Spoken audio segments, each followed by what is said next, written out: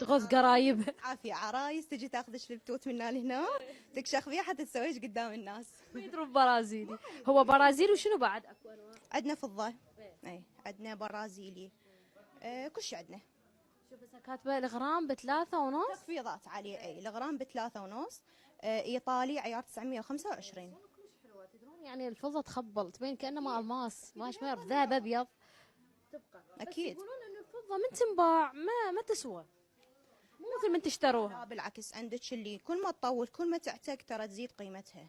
والله يعني انا مره طلع واحد ابو اكسسوارات قال الفضه يعني ما بيها قيمه، مو مثل الذهب. بالعكس بالعكس، ابد غلطان غلطان كلش.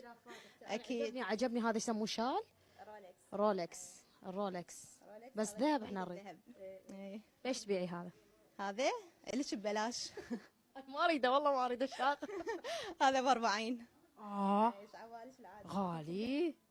شوفوا صورنا المخرج، وين المخرج المصور؟ كلش حلو، يعني عود لان ما يحل ب40 لو ماركه او شنو؟ هو ماركة، وهو هذا أول إصدار نزل إحنا جبناه، فلهالسبب سعره غالي. هذا كان ب60، صار عليه تخفيض ب40. شلون الاسعار 3 سنين هذا. يعني 3 سنين ما يحل. القطعة إذا تخرب لهم حق يجون يستبدلوها، إحنا عندنا هيك شيء.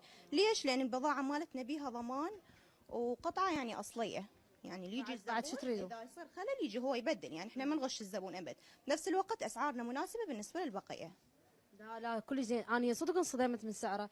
بس ذكرتيني انت اللي تحكين اكو محابس ب10 وب15، شحال لو كلها تخم؟ عندنا 5 غسلي بيها بالزاهي. تعالوا شوف، خلينا نشوف العالم حتى اللي يحب يشتري. أي. اشرحي اكثر عن عندك. بيش نبلش عندك. اول شيء عندنا احنا ماركه لازوردي. هاي ماركه لازوردي ايطاليه، بيها ضمان 3 سنين. مثل ما تشوفين القطع يعني متنوعه، كل شيء بيها. حتى اللي عندهم اطفال يخافون عليهم لين باق ذهبهم. عندنا اطقم اطفال، عندنا ضد الحساسيه، يعني اذا نخاف تحمل تتاذى ما عندنا هيك شيء نهائيا. شلون اسعارهن؟ حسب كل موديل وسعره. عندك مثلا هذا التيفاني، هذا التيفاني سعره ب7.5 بس، متخيله؟ والاحلى انه هو ضمان 3 سنين، يعني انت ماخذه قطعه بسعر مناسب، وبنفس الوقت اذا صار بها خلل ليش حق تستبدليها. شوفوا هسه هنا عندك قل هو الله احد، الايات اللي تخافون من الحسد. يعني هنا صور لنا المصور اذا تقدر. التخومه كلش حلوه، تفيد على قولتش العراس.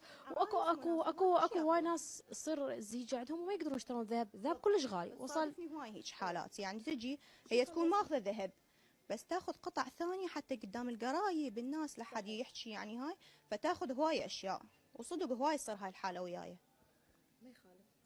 ما يخالف. هو ترى يعني هاي الامور كلها شكليات احنا نشوفها.